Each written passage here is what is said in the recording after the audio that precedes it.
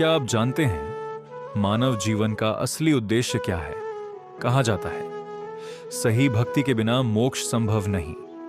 आज हम बात करेंगे उस संत के ज्ञान की जिन्होंने शास्त्रों के आधार पर सत भक्ति का मार्ग बताने का दावा किया, संत रामपाल जी महाराज। दूसरे ब्रह्मांड में ले जाता है सभी प्राणियों को, सभी चले जाते हैं वहां।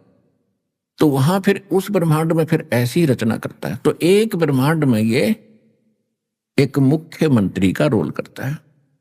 इसके बाद फिर दूसरा प्रभु है, सात संख ब्रह्मांड का मालिक है, जिसको गीता अध्याय नंबर 15 के श्लोक 16 में अक्षर पुरुष कहा है।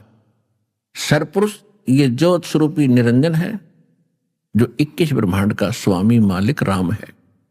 और सात संख ब्रह्मांड का स्वामी वो अक्षर पुरुष है, जिसको पर ब्रह्म भी कहते हैं, यानी नेक्स्ट ब्रह्म से नेक्स्ट ब्रह्म।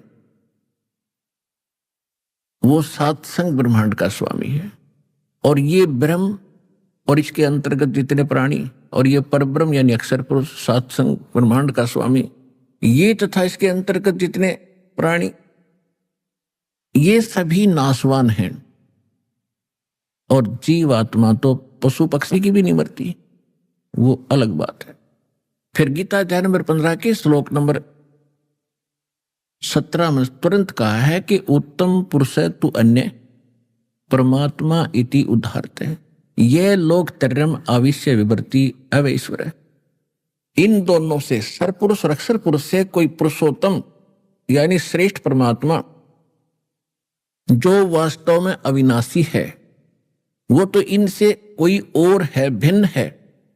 उसके विषय में गीता अध्याय नंबर 8 के श्लोक नंबर 1 में अर्जुन ने प्रश्न किया कि हे प्रभु, जो आपने 7वें अध्याय के 29वें श्लोक में जिस तत्परम की जानकारी दी है, उसको जानने के बाद साधक केवल जरा और मरण से, जरा माने बुढ़ापे का दुख, मरण माने मृत्यु के संकट से सदा के लिए छूटने के लिए प्रयत्न ही करता है, यहां की किसी वस्तु को नहीं चाहता।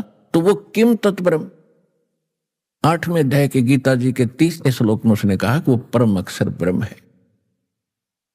तो गीता अध्याय नंबर 15 के श्लोक नंबर 17 में इसी परम अक्षर ब्रह्म की जानकारी है कि उत्तम पुरुष तो अन्य परमात्मा इति उदाहरते। इसको भगवान कहते हैं, परमात्मा। परम माने श्रेष्ठ, आत्मा माने आत्मा, यानी परमात्मा श्रेष्ठ आत्मा। श्रेष्ठ आत्मा वो होती है जिसके राज्य में ना कोई दुखी हो, किसी को तंग नहीं करता, ना मारता, केवल सुख सुख ही देता, वो परमात्मा होता है। उसी को भगवान कहते हैं। और ये भगवान, ये परमात्मा हमने मान रखा है, ये पुरुषोत्तम नहीं है 21 ब्रह्मांड का स्वामी, लेकिन ये 21 ब्रह्मांड का मालिक है, इन सबसे श्रेष्ठ है, सबसे तगड़ा है, ताकतवर है, इसलिए इसको पुरुषोत्तम मान लिया। ये खुद भी स्वीकार करता गीता अध्याय नंबर 15 के श्लोक नंबर 18 में कि लोक वेद के आधार से मैं पुरुषोत्तम प्रसिद्ध हूं, क्योंकि मेरे अंतर्गत जितने प्राणी 21 ब्रह्मांड में हैं, उनसे मैं श्रेष्ठ हूं, उनसे परम हूं, उनसे तगड़ा हूं, ताकतवर हूं।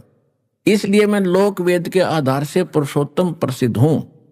लेकिन पुरुषोत्तम वास्तव में तो 15वें अध्याय के 17वें श्लोक में बता दिया, वो है पुरुषोत्तम। लोकवेद क्या होता है? दंत कथा, सुनी सुनाई कहानियां जो एक क्षेत्र में प्रचलित हो जाती है, उनको लोकवेद बोलते हैं। जैसे हम लोकवेद के आधार से श्री ब्रह्मा, श्री विष्णु, श्री शिव जी को अजरो उम्र कहा करते थे। इनके कोई माता पिता नहीं, ये कभी जन्म नहीं लेते, इनकी कभी मृत्यु नहीं होती।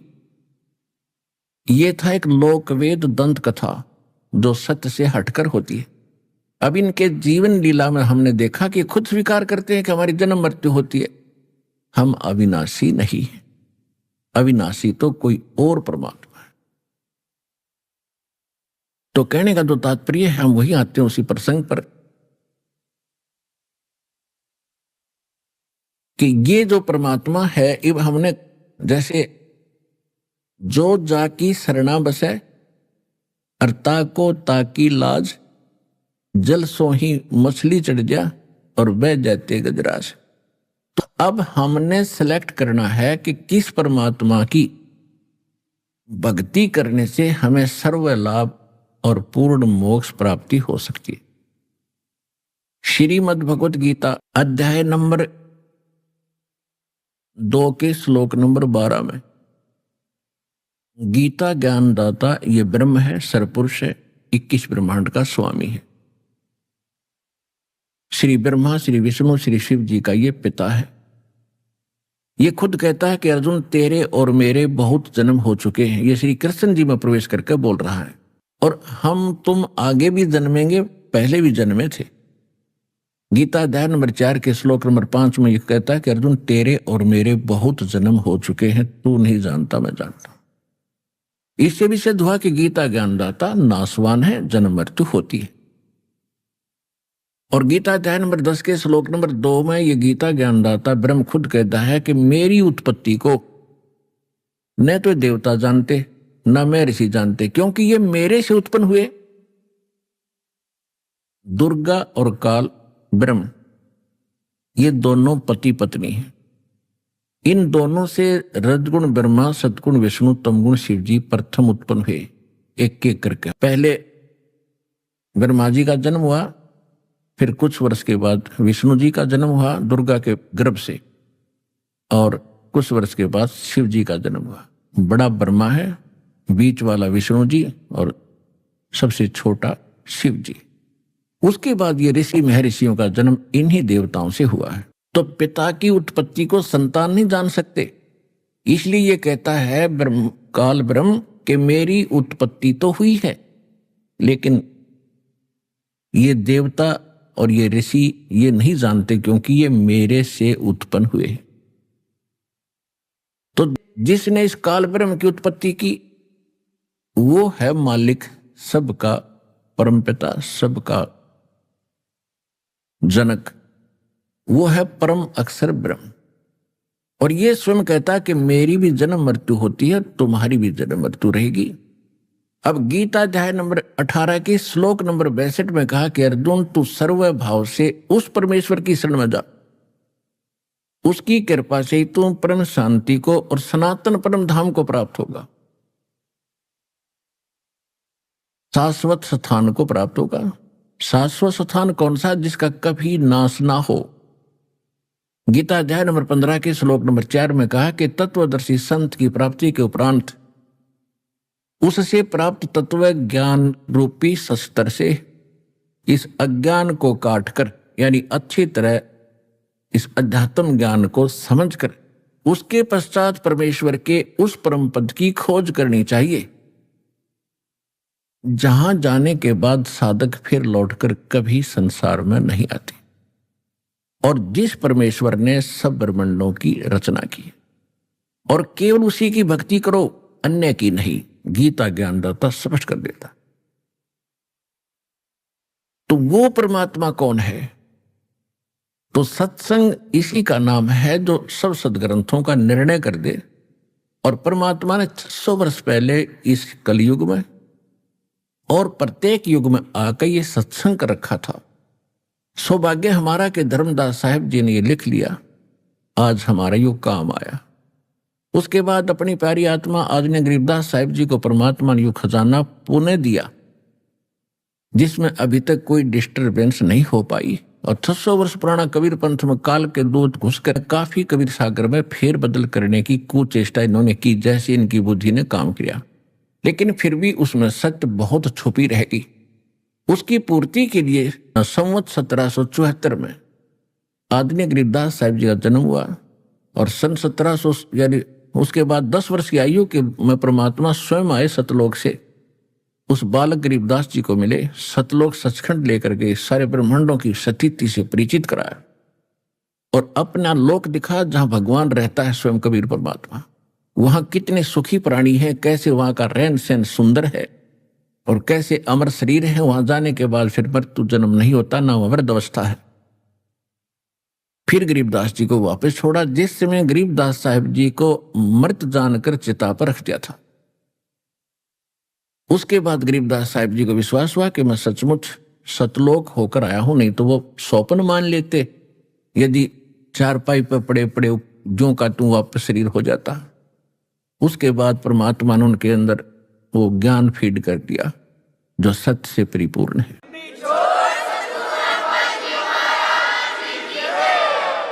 तो यहां सिद्ध है कि गीता ज्ञान दाता से अन्य है कोई परमात्मा, उसकी शरण में जाने से पूर्ण मोक्ष होगा, जन्म मृत्यु कभी नहीं होगी। और जब जन्म मृत्यु समाप्त होगी तभी हम सुखी होंगे। परम शांति तभी होगी, ना हो ही नहीं सकती, चाहे राष्ट्रपति बन जाए इस पृथ्वी का। चैन नहीं प्राणी को, कोई शारीरिक कष्ट या कोई मानसिक कोई पारिवारिक कष्ट, और अंत में फिर बुरा हाल होगा जो भक्ति नहीं करते, चाहे पूरी पृथ्वी का प्रधान हो, राजा हो। जो भक्ति करते हैं, सत्य नहीं करते, शास्त्र अनुकूल नहीं करते, तो अगले जन्म में वो व्यक्ति पूरी पृथ्वी का शासक भी गधा बनता है। बताओ फिर क्या जीवन है ये मनुष्य का? क्या उपलब्धि खाक हुई? हमने तो ये सोच रखा बस प्रधानमंत्री बन गए तो हमने सब कुछ पा लिया। ये तो भूल बड़ी लगी आपके। जो पाना था इस मनुष्य जीवन से वो तो स्टार्ट भी नहीं किया आपने। वो तो सत्संग से जानकारी होती है। तो यहां गीता ज्ञान दाता कहता है कि वो परमात्मा और है, उसकी शरण में जाने से आपको वो स्थान प्राप्त होगा जहां जाने के बाद फिर कभी लौटकर संसार में प्राणी नहीं आते, उनका पूर्ण मोक्ष और परम शांति प्राप्त होती। उसके लिए गीता अध्याय नंबर 4 के श्लोक नंबर 32 और 34 में एक निर्णय दिया है। 32 में यह कहा है कि अध्यात्म मार्ग का कंप्लीट स्पिरिचुअल नॉलेज, पूर्ण अध्यात्म ज्ञान, यज्ञों यानी अनुष्ठान, धार्मिक अनुष्ठानों की जानकारी परमात्मा स्वयं आकर के सच्चिदानंद घन ब्रह्म ब्रह्मणे मुखे, उसमें एक शब्द है चौथे अध्याय के 32वें श्लोक में मूल पाठ में, ब्रह्मणे मुखे। इन्होंने वह अर्थ गलत कर दिया, वेद की वाणी लिख दिया। नहीं, गीता अध्याय नंबर 17 के श्लोक नंबर 23 में इन्होंने ब्रह्मणे का अर्थ सही किया है कि ओम तत्सत इति निर्देश ब्रह्मणे त्रिविद समर्थ है। वह इन्होंने सही अर्थ किया है कि सच्चिदानंद घन ब्रह्म यानी परम अक्षर ब्रह्म, जो गीता अध्याय नंबर 18 के श्लोक 66 में 62 में, गीता अध्याय नंबर जो 8 के श्लोक नंबर 3 में जिसके विषय में कहा वो परम अक्षर ब्रह्म, गीता अध्याय नंबर 15 के श्लोक नंबर 17 में जिसके विषय में कहा वो है परम अक्षर ब्रह्म। और उस सच्चिदानंद घन ब्रह्म को पाने के लिए गीता अध्याय नंबर 17 के श्लोक 23 में कहा है कि सच्चिदानंद घन ब्रह्म के पाने का 3 मंत्र का जाप है। ओम ये तो सर पुरुष का, तत् ये सांकेतिक शब्द है, ये अक्षर पुरुष का। गीता अध्याय नंबर 15 के श्लोक नंबर 16 में जो दो पुरुष बताए, सर पुरुष और अक्षर पुरुष। सर पुरुष ये ब्रह्म है, इसका ओम जाप है। अक्षर पुरुष का तत्व ये सांकेतिक है, जो दास आपको बताएगा। जो सतनाम प्राप्त है उनको पता है इन दोनों अक्षरों से मिलकर सतनाम बनता है। और तीसरा जो है वो परम अक्षर ब्रह्म का जाप है सत्य। वो सत्य जो है वो है सार शब्द, सारनाम। तो इस प्रकार सच्चिदानंद घन ब्रह्म यानी परम अक्षर ब्रह्म पूर्ण परमात्मा को पाने का 3 मंत्र का जाप है, नथिंग एल्स इति, बस यही। अब इसमें जो दास स्पष्ट करना चाहता है कि चौथे अध्याय के 32वें श्लोक में फिर ये ब्रह्मणे शब्द है, उसमें ब्रह्मणे मुखे कहा है। ब्रह्मणे मुखे माने सच्चिदानंद घन ब्रह्म ने अपने मुख कमल से जो ज्ञान दिया है वो सच्चिदानंद घन ब्रह्म की वाणी है। उसमें विस्तार के साथ वो धार्मिक अनुष्ठानों की जानकारी दी गई है, उसको तत्व ज्ञान कहते। चौथे अध्याय के 34वें श्लोक में कहा कि उस तत्व ज्ञान को तू तत्वदर्शी संतों के पास जाकर समझ। उनको दंडवत प्रणाम करने से, कपट छोड़कर नम्रतापूर्वक प्रसन्न करने से वो तत्वदर्शी संत तुझे उस परमात्म तत्व का यानी उस तत्व ज्ञान की जानकारी देंगे। तो गीता अध्याय नंबर 18 के श्लोक नंबर 62 में कहा है कि तू सर्वभाव से उस परमेश्वर की शरण में जा, उसकी कृपा से तो परम शांति को, सनातन परम धाम को प्राप्त होगा। तो वो चौथे अध्याय के 34वें श्लोक में बता दिया कि उसको तत्वदर्शी संत बताओगा। 15वें अध्याय के प्रथम मंत्र में तत्वदर्शी संत की पहचान बता दी है कि उल्टे लटके हुए संसार रूपी वृक्ष के जो सभी विभाग बता देगा। एक उदाहरण देकर समझा है कि ऊर्ध्व मूलम अधः शाकम अश्वत्थम अवय प्राहु, ये उल्टा लटका हुआ संसार रूपी वृक्ष है जो ऊर्ध्व मूलम अधः शाखम, जिसके ऊपर न जड़ है नीचे को शाखा है। छंदासी यस्य प्रणानी यह तम वेद स वेदवित, इसके छंद जो हैं ऊपर को जड़ नीचे को शाखा, ऊर्ध्व मूलम अधः शाखम, और पत्ते आदि जो इसके विभाग हैं, छंद हैं,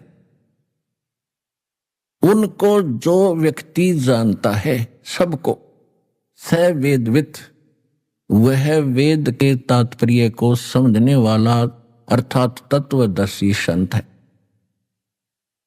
600 वर्ष पहले परमात्मा ने स्वयं तत्वदर्शी संत की भूमिका की थी। दास ने अभी सत्संग के प्रारंभ में यही बताया था कि परमात्मा ही आके सत्संग करते हैं, अन्य के पास सत्संग नहीं हो सकता। परमात्मा ही सत्संग करता है, सत्य ज्ञान वही दे सकता है।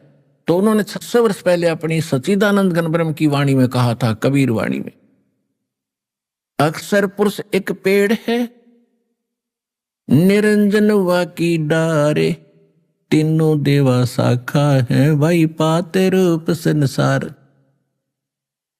प्रणानी भी बता दिए, पत्ते भी बता दिए कौन है। जैसे जमीन से बाहर जो पोर्शन, जो भाग दिखाई देता उसको वृक्ष कहते हैं, और जमीन से तुरंत बाद जो मोटा पोर्शन है, मोटा पार्ट है उसका, ट्री का, वृक्ष का, तो उसको तना कहते हैं। तो तना तो समझ लो अक्षर पुरुष है, और उससे फिर मोटी डार निकलती है कई, एक मोटी डार समझो वो अक्षर पुरुष, ये ज्योत स्वरूपी निरंजन है।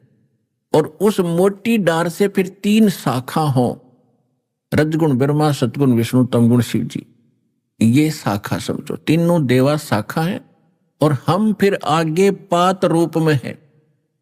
अब इस समय दोनों बात समझवाएंगे आपके कि एक तो जड़ कौन है।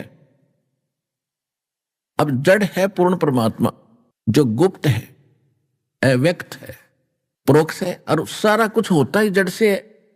पौधे को आहार जड़ से मिलता है, पौधे को आहार जड़ से मिला तो तना बड़ा हुआ, इसी से डार फली, और इसी से शाखाएं प्रफुल्लित हुई, उसी से पत्ते, और फिर टहनियों के फल लगते हैं। अब शाखा कौन है? ब्रह्मा विष्णु महेश, इनको फल लगेंगे, फल इन्हीं के लगेंगे, क्योंकि व्यवस्था है ये वृक्ष के कि शाखाओं के फल लगेंगे। लेकिन वो फल लगेंगे कैसे? जब हम मूल की सिंचाई करेंगे, सेवा करेंगे जड़ की, और फिर उसके बाद पेड़ बनेगा, शाखाएं बड़ी होंगी, बढ़ेंगी, ये देवता बढ़ेंगे, और फिर ये फलों से लदपद हो जाएंगे। अब आपका शास्त्र अनुकूल जो साधना होगी, उसमें आपका पूज्य तो रहेगा इष्ट परम अक्षर ब्रह्म कबीर साहब। उसको हम इष्ट रूप में पूजा करेंगे, उसकी पूजा करेंगे तो फिर हमारे शास्त्र अनुकूल शुभ संस्कार बनकर इन ब्रह्मा विष्णु महेश रूपी शाखाओं के पास जाएंगे, और ये न चाहते हुए इनको देने पड़ेंगे।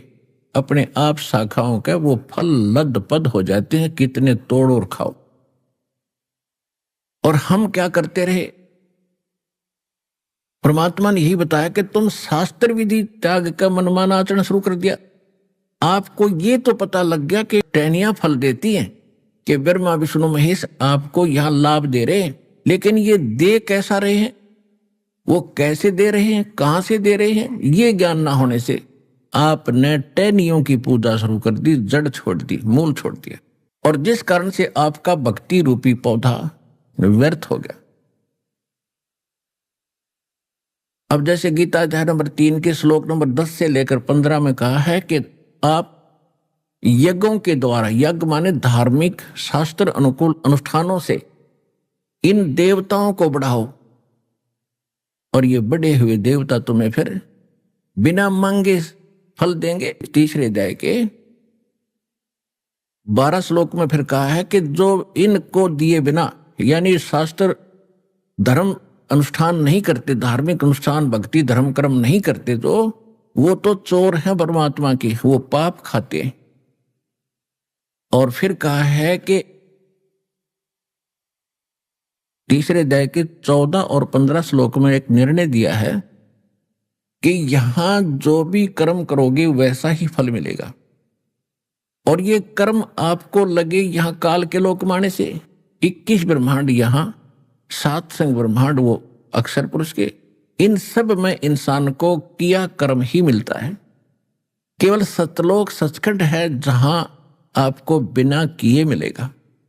और आप सभी वहीं रहते थे। अब आप सबको ये इच्छा है कि काम ना करूं, धन गणा हो जा, सारी सुविधा हो, बैठा रहूं, सब कुछ यही घंटी दबाते सबको मिले। तो ये आप छोड़ आए और वहीं जाने से मिलेंगे, यहां नहीं मिल सकते वो सुख। या कुछ दिन के लिए कोई सुविधा कर भी ली किसी ने, नौकर नाकर ला के, मृत्यु के बाद फिर पशु गधा बन जाएगा, फिर कहां गई वो सुविधाएं।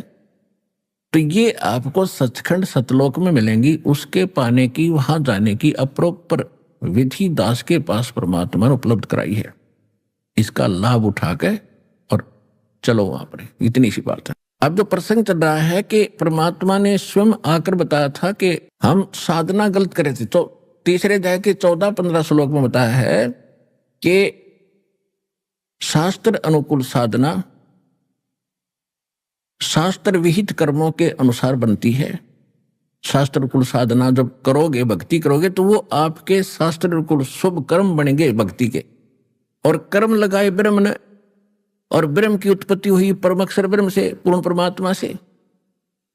और जो परम अक्षर ब्रह्म को इष्ट रूप में, मूल रूप में पूज्य मानकर सभी धार्मिक अनुष्ठान करता है, तो उसको वो कंप्लीट लाभ होता है, वो पूर्ण जानकार है। यानी हमने उस इष्ट को, उस पूर्ण परमात्मा को इष्ट रूप में मानकर अनुष्ठान करने चाहिए, तब हमारे शास्त्र अनुकूल साधना बनेगी।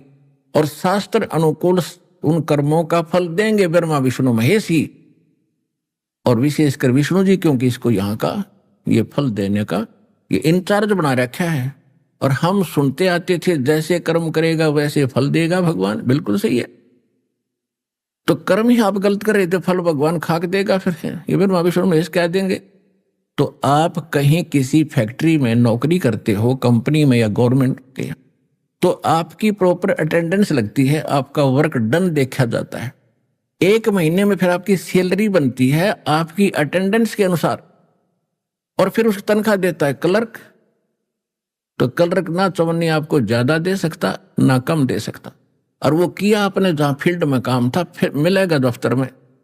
इसी प्रकार समझ लेना कि शास्त्र अनुकूल साधना जब आप करोगे, वो शास्त्र अनुकूल शुभ संस्कार भक्ति के आपके बने, तो फिर वो फल ये ब्रह्मा विष्णु महेश रूपी क्लर्क ही देंगे आपको, और नहीं दे सकता। यहाँ का इंचार्ज है। पुण्यात्माओं, हम अपने बच्चों को और स्वयं भी शिक्षा के लिए कितना तवज्जो देते हैं, कितना महत्व देते हैं। और लगभग 16 वर्ष बच्चा पढ़ता है।